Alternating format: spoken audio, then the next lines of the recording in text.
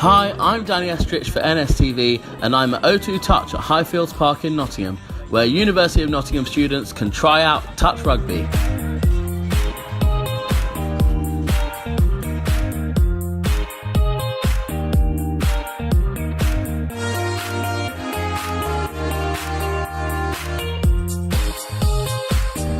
I'm joined by England captain Dylan Hartley. Dylan, firstly, what is this event all about that we're here for? We're here to play touch. We're trying to get more people to play touch rugby, boys, girls, older people, younger people. I think as soon as you take the technical aspects out of rugby, scrum, line out, it becomes a lot. It's a simpler version basically. Touch rugby, you take the contact element out of it, so you don't need to be big, you don't need to be strong, you don't need to be fast. It's basically all about skills, having fun, getting out and being active. And how did you first get into rugby when you were younger?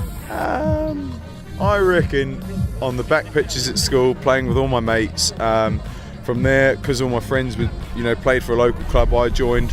But I played a lot of touch rugby when I was a kid as well. Break time at school on the tennis courts and things like that. We used to play with anything we could find. If we didn't have a ball, we'd roll up a jumper, tie knots in a jumper, play with that. We used to play with stones sometimes. We used to play touch all the time. So it's great for developing skills, hand-eye coordination, catching, passing, all the simple stuff. And do you have any tips for any young players who want to reach the highest level like you have? I'd say touch is probably a great opener to the game. Like I said, it takes the contact element out of rugby, and what it does encourage is speed of skill, footwork, and like I said before, the handling, the passing, the catching, offloading type of skills as well. So get into touch basically. So now more about your career. So you're obviously England captain. What do you hope to achieve in your captaincy with England? Keep improving. Look, from day one when a year ago when I sat down with Eddie and he asked me to do the job, it was a very short-term kind of vision for myself. Just focus on each game as they come, and over the last year I've had some great success, but we've drawn a line under that. The next job for me is to make sure I'm in the team come November and start our campaign off with a good win against South Africa.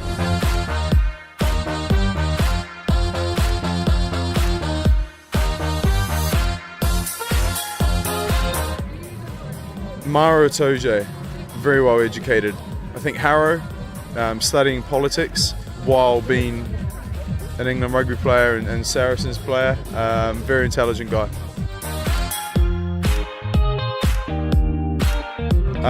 James Haskell for sure, but in a good way. I said before, he's great for a team environment. He's always he brightens up a room whenever he enters it. He's always providing jokes, entertainment for the guys. But in terms of on the field, he leads by example in terms of his training habits and the way he plays as well. I'd say a lot of the guys. I think most people that play international rugby are pretty tough guys.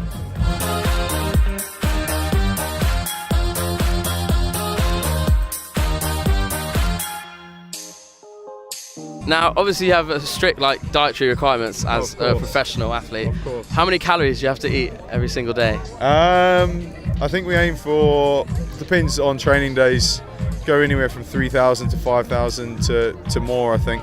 For me, weight gain is probably my issue, so I've got to watch what I eat, whereas other players have got to eat a lot to keep weight on. So for me, it's actually being really tight on what I eat, and I can have kind of one day a week where I kind of let my hair down and enjoy, whatever I felt like craving that week. And I usually have it after a game.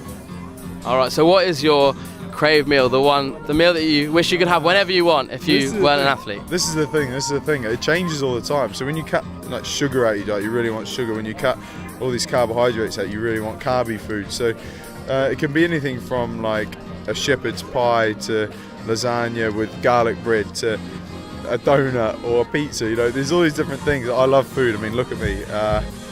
It's honestly the hardest thing day to day for me is like my diet. And then I go up here and they've got like this special room at the back and they've got salads and fruit bowls for me. What else have you got? They brought like pain au chocolat as well, which I did not eat 3 of. there's Haribos and stuff, so I've got to stay clear of those. After a game, so when we play away with Northampton, if we get a good result on the road, we usually stop at services, and it's like our little reward as a team. The team manager throws his card behind the counter, and we get a little takeaway.